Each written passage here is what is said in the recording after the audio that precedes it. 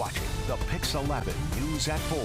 Well, Sean, Diddy Combs is the focus of a new docu-series that drops in a couple of weeks, but the trailer is already out. Yeah, it's expected to be explosive with some disturbing accounts from some new accusers. Let's take a look. It is hard to overstate how important the Puff sound was to the 90s. The thing about hip-hop, it's not just a music, it's a lifestyle. But then there was the other side. We did not realize the extent of the darkness. Eventually, he's going to be shown to be innocent and will fight every day. So that explains why Mara sent me this clip. And joining us now to discuss this and other celebrity lawsuits is entertainment attorney Lisa Bonner. Thank you for joining us. Thank you for having me. Okay, so let's start with Diddy. His criminal charge or trial for the sex racketeering and sex charges is expected to go to trial in May, but he's facing several civil suits. So what potential impact could these docuseries and many of them that we've seen have on these cases? Well, I think this has what we would call probative value, right? Meaning that the information that is taken from the lawsuit can have some bearing on what happens and the evidence that they will present in the cases. So if nothing else, they have had a call to action for people to come forward, and people are coming forward. So if this person might not have been named in the civil case, or if they need some other information from somebody, well, they can just turn to the docuseries and it's all laid out. So it certainly has probative value, if nothing else. Yeah, it's one of many docuseries that are coming out. 50 Cent is supposedly working on one Yes. as well. In the meantime, you have the entertainment mogul Jay-Z, accused, of course, of raping a 13-year-old girl from Rochester, New York, along with Diddy 25 years ago. So they came out fighting. They filed a motion to dismiss the case. That's going to be taken up very soon. And he says that he can prove the allegations are false. There have been some questions about these allegations. Yeah, you know, once that she came out and did a interview on NBC, there were a lot of inconsistencies with what was presented in the NBC interview and what was in the case.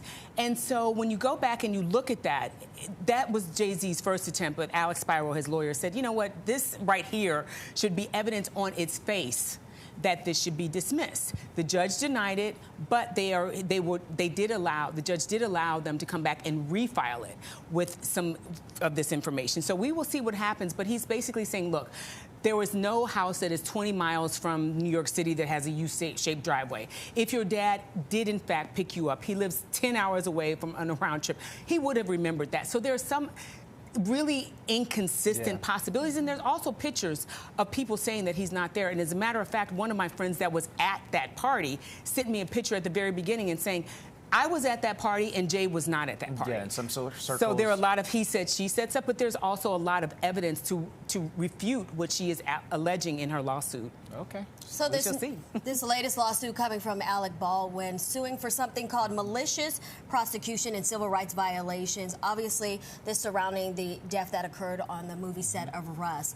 What is malicious prosecution? It is basically when you know that you don't have the evidence to file a lawsuit and you file it anyway. Interestingly enough, Jay-Z's lawyer, Alex Spiro, filed the same the same issue with against Tony Busby, basically stating you filed a malicious lawsuit, basically stating you knew all this wasn't true and you filed it anyway. The same thing with Alex Baldwin. They're saying there was information that was presented to you that could have exonerated my client, but you went ahead and still decided to continue on with the case, basically to improve your social standing, improve your reputation in the community. So he's saying, listen, you know that you should have dropped this case and you filed it anyway. That's malicious prosecution. Okay, let's really quickly hear finally the latest with Blake Lively and Justin Baldoni, the director, actor. Messy. This has been a mess. So the most recent development is his lawyer promising to countersue Lively. Baldoni is also suing the New York Times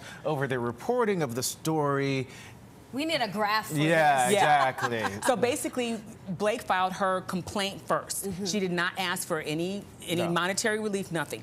Then Justin Baldoni said, you know what, I'm filing a lawsuit against the New York Times for libel because you basically cherry-picked what you were going to present in this case and basically said, you know, you took her side. You did not really go through the evidence and present my side. So that's what he's suing them for. And apparently, he's going to file a countersuit against Blake. But from what I've seen, does he want that smoke? That's what I was about to say. I don't know, because all the text messages, you know, you can only have so much color and context behind it. Blake and them came out guns blazing, and they had all of the receipts. I would like to see what receipts he has. I'm just saying. Yeah, it's like an episode of Dynasty with It the really receipts. is. Exactly Or that. like your CVS Yes, receipt. exactly. Yeah. Oh, you mean this? Yeah. Oh, wait. Exactly. This. They came with Interesting. it, so we shall see. Stay tuned. Great. All right. Good to see you, Thank you Lisa. for having me. Thank you so much.